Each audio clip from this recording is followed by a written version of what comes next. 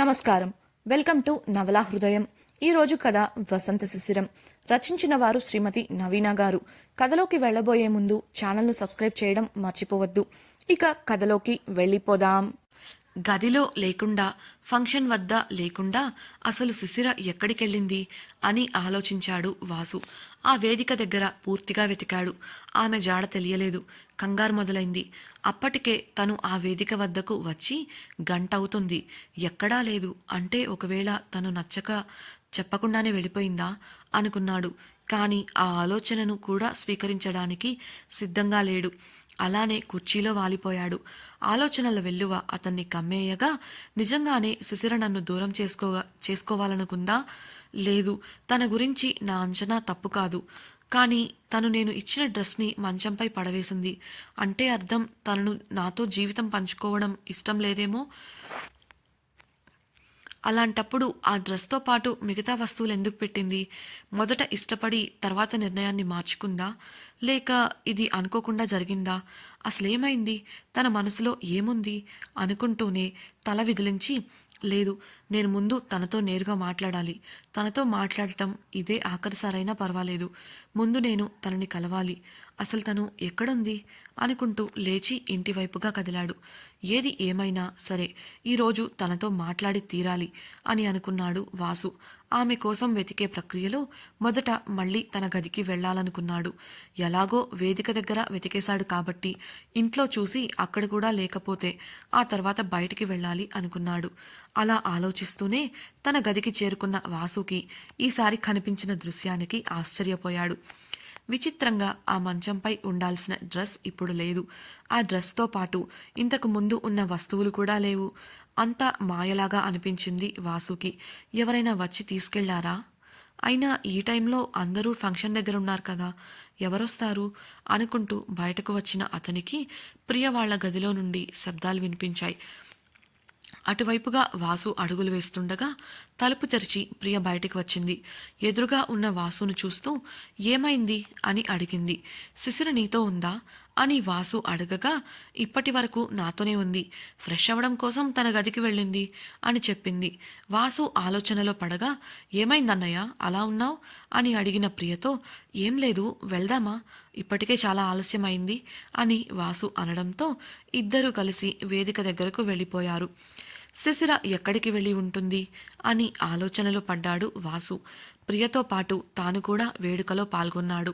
అక్కడ ఉన్నాడనే కానీ ఆలోచన అంతా శిశిర గురించే. అప్పటికే ఆమెకు చాలాసార్లు ఫోన్ కలిపాడు. రింగ్ అవుతుంది కానీ ఎత్తడం లేదు. వెంటనే ఆమె కోసం బయటకు వెళ్దాం అంటే అక్కడ ఉన్న తన వారికి అనుమానం వస్తుంది.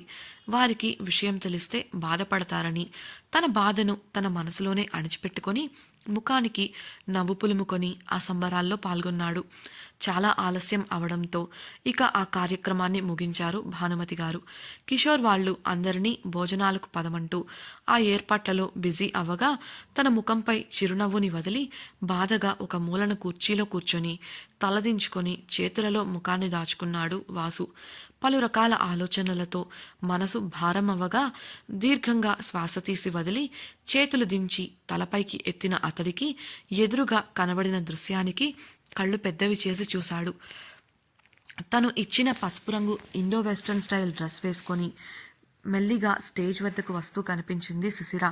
ఆమె అక్కడి దృశ్యాలను సాధారణంగా చూస్తున్నప్పటికీ ఆమె కళ్ళు అక్కడ తన కోసమే వెతుకుతున్నట్లు తెలుస్తుంటే మాయమైన చిరునవ్వు అతని పెదవులపై విచ్చుకుంది. అప్పటి వరకు పడిన వేదన కనుమరుగై అతడి కళ్ళల్లో ఆనందం తొంగి చూసింది. ఆ డ్రెస్లో మ్యాచింగ్ జ్యువెలరీ ఇంకా సింపుల్ మేకప్తో చాలా అందంగా ఉంది శిశిర. ఆమెను అలానే చూస్తుండిపోయిన వాసు ఆమె దగ్గరకు రాగానే ముందు వెనుక ఆలోచించకుండా ఒక్క అంగలో ఆమెను చేరి తన కౌగిలిలో బంధించాడు. ఆ పరిణామానికి శిశిర షాక్ అయ్యి కళ్ళు పెద్దవి చేయగా అతడు తన కౌగిలిని బిగించి ఆమెను గట్టిగా హత్తుకున్నాడు. ఆనందంలో మాటలు కరువవగా అతని బిగి కౌగిలిలోనే ఆమెకు వేవేల ధన్యవాదాలు తెలుపుకున్నాడు. అప్పటి వరకు ఆమె కనబడలేదన్న కోపం, బాధ గాల్లో కలిసిపోయాయి. శిశిర మాత్రం అతడు చేసిన పనికి భయపడుతూ కంగారుగా చుట్టూ చూసింది. అదృష్టవశాత్తు అక్కడ ఎవరూ లేరని గమనించి కాస్త ఊరట చెందింది. అయినా అతడి కౌగిలి ఆమెలో ఏదో తెలియని భావాలను పలికిస్తుంటే ఇబ్బందిగా కదులుతూ, వాసుగారు వదలండి అని చిన్నగా చెప్పింది. అతని కౌగిలికి ఆమెకు ఊపిరి తీసుకోవడం భారంగా మారి అతని కౌగిలిలో ఉక్కిరిబిక్కిరి అవుతోంది. ఆమె ఇబ్బందిగా కదలడం గమనించిన వాసు ఆమె నుండి దూరం జరిగి ఆమెని ప్రేమగా చూస్తూ ఉన్నాడు. కాసేపు గట్టిగా ఊపిరి తీసుకున్న శిశిర తన శ్వాసను స్థిమితపరచుకొని మెల్లిగా వాసును చూసింది. అతని కళ్ళల్లో కనిపిస్తున్న అంతులేని ప్రేమకు మనసు పులకించగా ఇబ్బందిగా తలదించుకొని ఆ నిలబడింది. ఆ ఇబ్బంది సిగ్గు అన్న విషయం ఆమెకు తెలియదు. తల ఎత్తి అతన్ని చూడలేక, అతని చూపులకు తాళలేక అక్కడి నుంచి వెనుతిరిగింది. మరుక్షణం అతని చేతులు ఆమె భుజాలను చుట్టేయగా కంగారు పడింది శిశిర. అతడు ఓరకంట ఆమె ముఖాన్ని గమనిస్తూ ఆమె చెవి దగ్గరగా వెళ్ళి చెవిలో థ్యాంక్ యూ సో మచ్, జీవితాంతం నిన్ను ప్రేమిస్తూనే ఉంటాను అని గుసగుసగా చెప్పడంతో ఆమెలో పులకరింత కలిగింది. ఆమె బుగ్గలు ఎరుపెక్కాయి. వాసు ఆమె భుజాలపై నుంచి చేతులు తీసేసి ఆమె చేయి పట్టుకొని డైనింగ్ హాల్ వైపుగా తీసుకెళ్లాడు. ఆమె ఇంతవరకు అతడిని అంత సంతోషంగా చూడలేదు. అందుకే మౌనంగా అతన్ని అనుసరించింది. భోజనానికి కూర్చొని ఉన్నంతసేపు అతని కళ్ళు ఆమెపైనే ఉన్నాయి. అది గమనించిన శిశిర తొలుత సిగ్గుపడినప్పటికీ తర్వాత ఆలోచనలో పడింది. కాసేపటి ముందు అతడి బిగి కౌగిలి గుర్తొచ్చి కంగారు పడింది. ఒకవేళ ఈ ఆనందంతో అతడు తనకు దగ్గరవ్వాలని ప్రయత్నిస్తే అతని బలానికి ఆపడం కూడా తన వల్ల కాదు. అలా జరిగితే తన ఆశయాలు ఏం కావాలి అని తనలో తనే అనుకుంటూ అతడి కన్నా ముందే తినడం పూర్తి చేసి అక్కడి నుండి వేగంగా జారుకుంది. గదికి వెళ్తే అతడు వస్తాడు కాబట్టి అతడు నిద్రపోయిన తర్వాత గదికి వెళ్దాం అని నిశ్చయించుకొని అతనికి కనిపించకుండా తిరుగుతోంది. ఇల్లంతా తిరుగుతున్న ఆమెకు ఒక దృశ్యం కనిపించి వెంటనే గోడ వెనక్కు దాక్కుంది. ఒక అబ్బాయి అమ్మాయి చేతిని పట్టుకొని ఉన్నాడు. ఆ అమ్మాయి వదిలించుకోవడానికి ప్రయత్నిస్తోంది. హేము వదులు అని గింజుకుంటున్న అమ్మాయితో ఇదంతా కాదమ్ము, నేను చెప్పింది చేస్తావా లేదా అడిగాడు వదలకుండా. ఆ అమ్మాయి కంగారుగా లేదు, నా వల్ల కాదు, వదులు అంది. అతడు లేదు, నువ్వు వస్తున్నావు, రాత్రి 12 గంటలకు నీకోసం ఇంటి వెనుక ఎదురు చూస్తూ ఉంటాను. నువ్వు నేను అడిగిన దానికి ఒప్పుకుంటున్నావు, రాకపోతే ఏం జరుగుతుందో నీకు బాగా తెలుసు అని కోపంగా చెప్పి వేగంగా అక్కడి నుండి శిశిర ఉన్న వైపు రావడంతో ఆమె కంగారుగా పక్కనే ఉన్న మెట్లు దిగుతోంది. శిశిర కనిపించక ఆమెను వెతుక్కుంటూ వచ్చిన వాసును చూసుకోకుండా కంగారుగా దిగుతూ గుద్దుకుంది శిశిర. గుద్దుకొని అదుపు తప్పి పడబోయిన ఆమెను పొదివి పట్టుకున్న వాసు ఆమె కంగారును గమనించి ఏమైంది అని అడగగా తల అడ్డంగా ఊపి వేగంగా అక్కడి నుంచి వెళ్ళిపోయింది. ఆమెను అనుసరించిన వాసు ఆమెతో పాటు గదిలోకి వెళ్ళిపోయాడు. ఆ అమ్మాయిని బెదిరించిన అబ్బాయి అనుకోకుండా తన వైపే రావడం, అక్కడి నుండి తను వెళ్లబోయి వాసును గుద్దుకోవడంతో కంగారెక్కువై వేరే ఆలోచన లేకుండా గదికి వెళ్ళిపోయింది. తన వెనుకే వచ్చిన వాసుకు మాట్లాడే అవకాశం ఇవ్వకుండా నైట్ డ్రెస్ తుండు తీసుకొని బాత్రూంకి వెళ్ళి గడియ పెట్టుకుంది. గుండె మీద చెయ్యి వేసుకొని హమ్మయ్యా అని ప్రశాంతంగా ఊపిరి పీల్చుకుంది. ఇంతలో అక్కడ జరిగిన విషయం వాసుగారికి చెప్పాలా వద్దా? పాపం ఆ అమ్మాయి, వాడెలా అలా బెదిరిస్తుంటే ఎంత ఇబ్బంది పడుతుందో. చెప్తే అనవసరంగా నా వల్ల గొడవ అవుతుందేమో. అలా అని చెప్పకపోతే అన్యాయంగా ఆ అమ్మాయి జీవితం పాడైతే వామ్మో ఏం చెయ్యాలి అనుకుంటూ కాసేపు ఆలోచించి చివరిగా ఒక నిర్ణయానికి వచ్చింది. కాళ్ళు చేతులు ముఖం కడుక్కొని బట్టలు మార్చుకొని బయటకు వచ్చింది. ఆమె బయటకు రాగానే వాసు లోపలికి వెళ్ళిపోయాడు. అంతకుముందు వేడుక కోసం సిద్ధమవుతూ హడావిడిగా ఎలా పడితే అలా పడేసిన సామాన్లను జాగ్రత్తగా సర్దింది శిశిర. స్నానాల గది నుండి బయటకు వచ్చిన వాసు శిశిర అంతకుముందు కంగారు పడటం గుర్తుకు వచ్చి ఆమె దగ్గరకు వెళ్ళగా శిశిర అతన్ని చూస్తూ మీతో ఒక విషయం చెప్పాలి అంది. చెప్పమన్నట్లు సైగ చేసిన వాసుతో ఇందాక పైన ఉన్నప్పుడు అని మొదలుపెట్టి తాను చూసినదంతా వివరించింది. ఆ తరువాత బహుశా అతడు ఆ అమ్మాయిని కావాలని ఇబ్బంది పెడుతున్నట్లున్నాడు. పాపం తను, మీరే ఏదైనా సాయం చేయగలరా ఆ అమ్మాయికి అని అడిగింది. వాసు, అదంతా నేను చూసుకుంటాలే. అయినా దాని గురించి నువ్వు పెద్దగా ఆలోచించకు. అలాంటివన్నీ ఈ రోజుల్లో సాధారణమే అనడంతో ఆశ్చర్యపోవడం శిశిర వంత అయింది. ఒక అమ్మాయిని ఎవరో ఇబ్బంది పెడుతున్నారు అని చెప్తే ఇంత సాధారణంగా మాట్లాడుతున్న వాసుపై ఆమెకు కోపం వచ్చింది. మీరు అలా ఎలా మాట్లాడగలుగుతున్నారు అని కోపంగా అడగగా, మరేం చెయ్యను, ఎవరెవరి గురించో మాట్లాడుతున్నావు కానీ నీ వాడిని అయిన నా గురించి అసలు ఆలోచించావా? నాతో కాసేపు మాట్లాడొచ్చు కదా. నాకు సంతోషంతో ఇవాళ నిద్ర కూడా పట్టట్లేదు. అందుకే నీతో ఉండాలని అనుకుంటున్నాను అంటూ నవ్వుతూ ఆమె భుజాలను పట్టుకొని చెప్పిన వాసు కళ్ళల్లోకి చూసిన శిశిరకు అతని కళ్ళల్లోని అల్లరితనాన్ని చూసి కోపం అట్లే మాయమైపోయింది. అతడి మాటలకు ఆడపిల్లగా ఓ పక్క సిగ్గు, మరో పక్క కంగారు మొదలై ఆమె ముఖంలో మిశ్రమ భావాలు పలికాయి. ఆ గందరగోళంలో ఆ అమ్మాయి సంగతి మర్చిపోయి తడబడుతూ, అది నాకు బాగా అలసటగా ఉంది, నేను నిద్రపోతాను, గుడ్ నైట్ అని చెప్పి అతని చేతులను విడిపించుకొని వెళ్ళి మంచంపై ఒక చివరికి పడుకొని కళ్ళు మూసుకుంది. ఆమె కంగారును గ్రహించి తను కావాలని అలా నాటకం ఆడిందన్న విషయం అర్థం చేసుకొని చిన్నగా నవ్వుకున్నాడు వాసు. అతడు కూడా మంచంపై చేరి రెండవ వైపున పడుకొని ఫోన్లో వర్క్ చేసుకున్నాడు. కొంతసేపటి తర్వాత పని పూర్తి చేసుకొని ఫోన్లో బ్యాటరీ చాలా తక్కువగా ఉందని గ్రహించి కేబుల్ కోసం చూశాడు. శిశిర పడుకున్న వైపు ఉన్న టేబుల్ దగ్గర కేబుల్ ఉండటం చూసి శిశిర మీదుగా వంగి ఫోన్ ఛార్జ్ పెట్టాడు. పడుకుంది అనే కానీ అతని మాటలు, ప్రవర్తన వల్ల ఆమెకు నిద్ర పట్టలేదు. కానీ నిద్రపోతున్నట్లుగా పడుకొని నటిస్తూ ఉంది. ఎప్పుడైతే వాసు శిశిర మీదుగా వంగాడో ఆమెకు భయం ఎక్కువై దిండును రెండు చేతులతో బిగించి పట్టుకొని కళ్ళు గట్టిగా మూసుకుంది.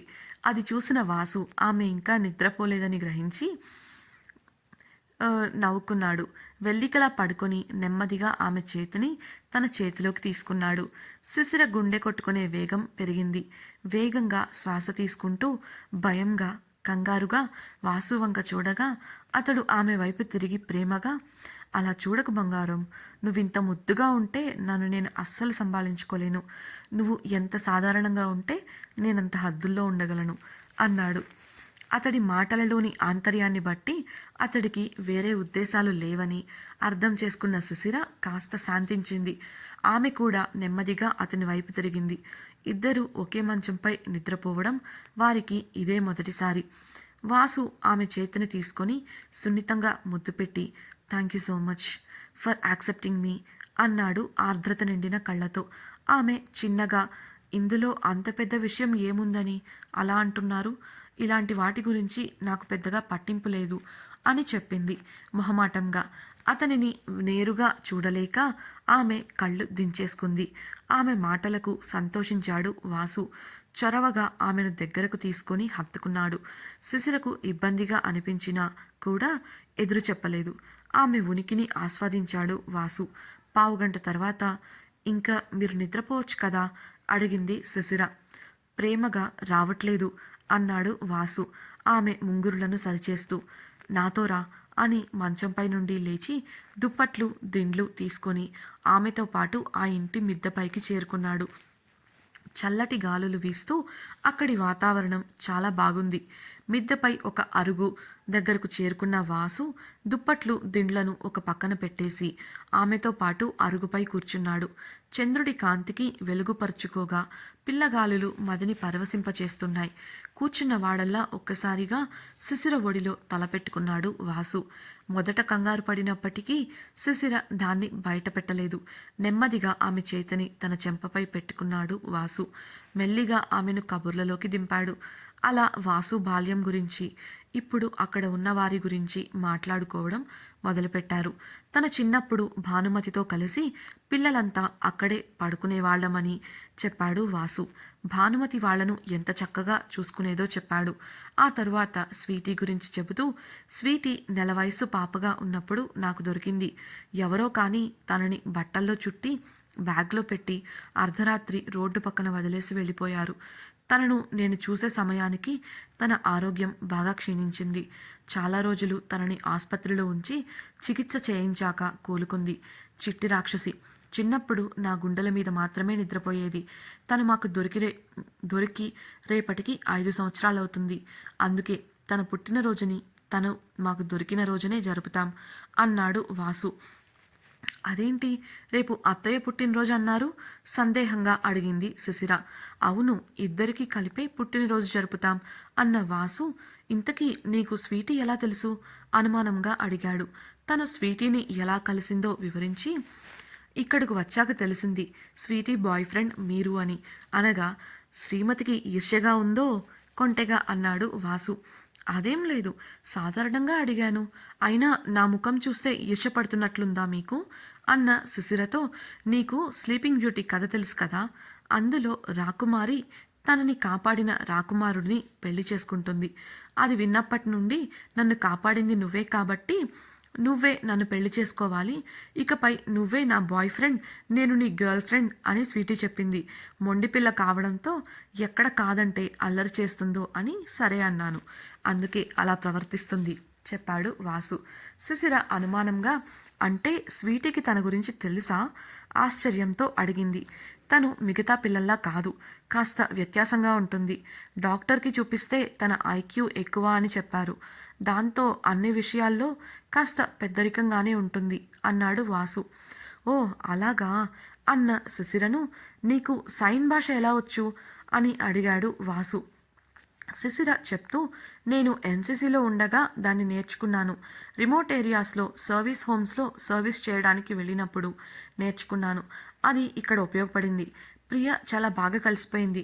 తను మెచ్యూర్డ్ ఇంకా స్ట్రాంగ్. ఇప్పటి వరకు నేను చూసిన వాళ్ళల్లో తనే బెస్ట్ అంది శిశిర.